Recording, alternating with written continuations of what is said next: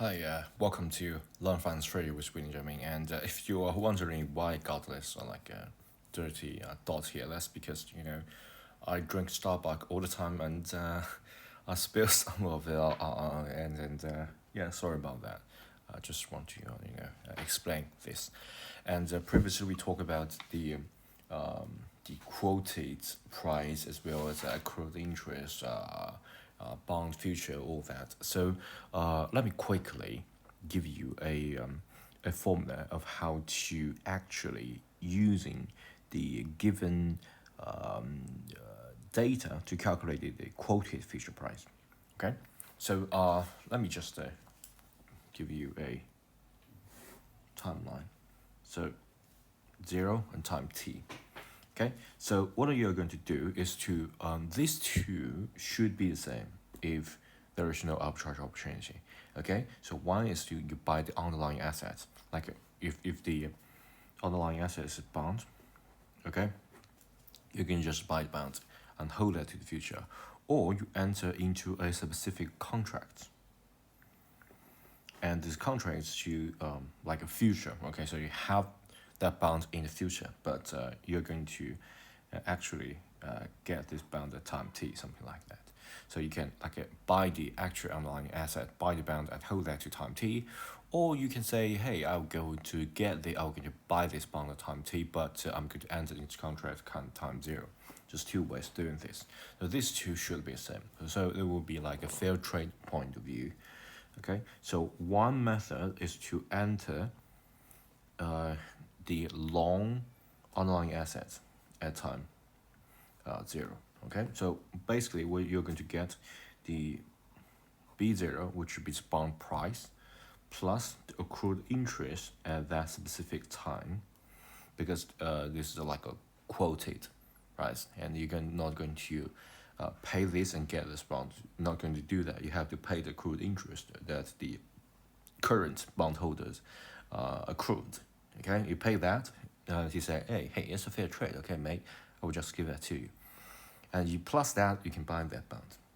But of course, you're not going to take into consideration of all this coupon interest that you can receive during the time you're holding, because if it's fair trade, the future, if you enter into a future contract, you're not going to get all this payment. So you have to subtract that. So we guarantee a present value of the coupon interest. You can subtract that.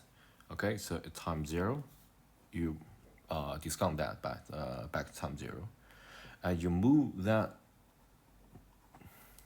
to the forward time t.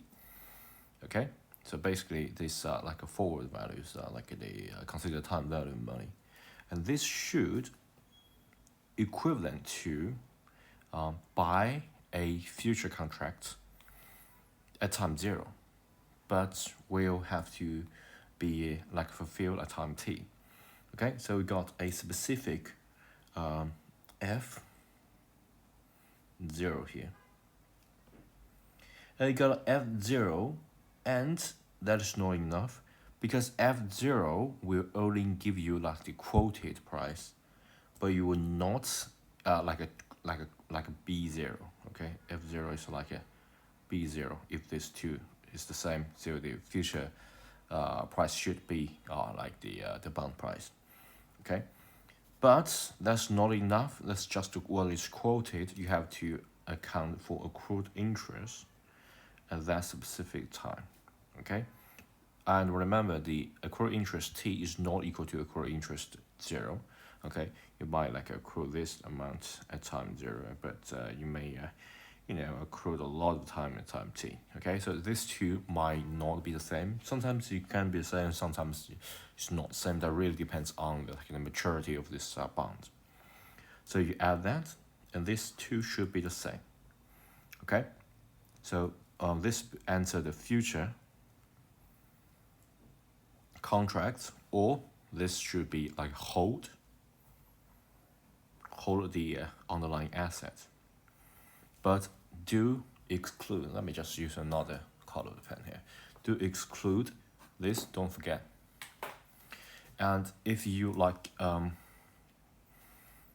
simplify, or not simplify, it's like replace the f0, because you are not going to get this f0. You're going to get a specific quoted price that you will find at a specific market, and of course you are going to go through the conversion factor to get that specific, because your bond, your requirement is very specific, but the quoting will be like the general sort of a thing. Okay, so you can convert that to your bound. Okay, and then you're going to add in the accrued interest of time t. At the left side, we can further rearrange that. So I'm going to talk about the present value of coupon interest. So if I just get these two, so we got a future value, a bond price plus accrued interest or time 0, and we're going to subtract the future value of present value of a coupon interest. It's very interesting here. So I'm going to talk about this. So if you think about this, we got like a lot of coupons, okay? You're going to discount every coupon back to time 0, and you're going to sum it up. You got the present value of all this coupon interest. But you're going to like compound that into the future, okay? So basically, it's not like pure mathematics, but rather just a change of variable. Okay, so basically you can also say something like this. This is just the future value of coupon interest. It works like a both way. So basically, you discount that and you compound that to the future. So you kind of like cancel out. Okay, because you can, all the coupon can be discounted back to now, or can be compound further into the future. Okay, so you it's kind of like doing the like duplicate work. You discount that back to now and you compound that to the future. Why not just compound that back to the future?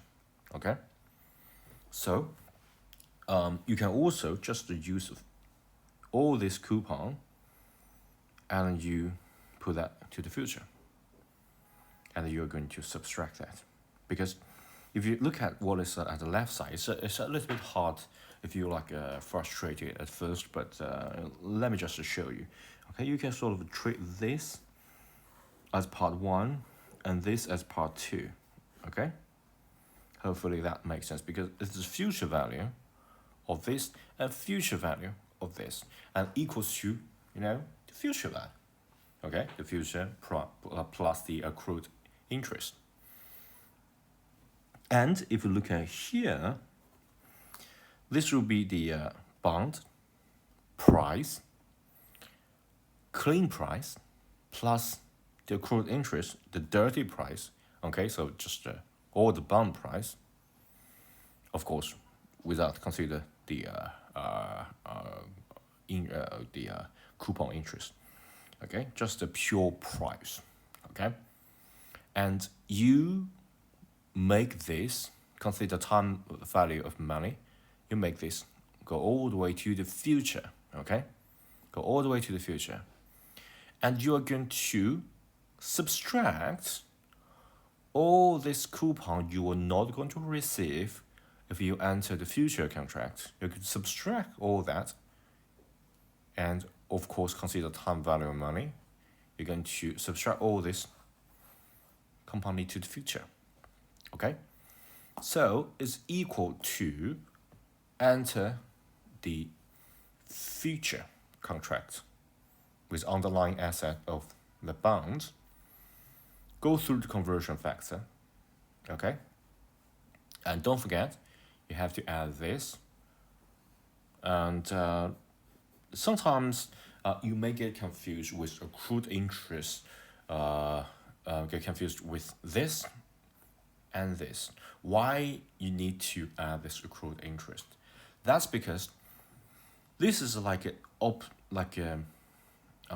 if you like trade that specific bond at exact time when they are paying the coupons, you're going to use this. So basically, it's like the accrued interest is 0.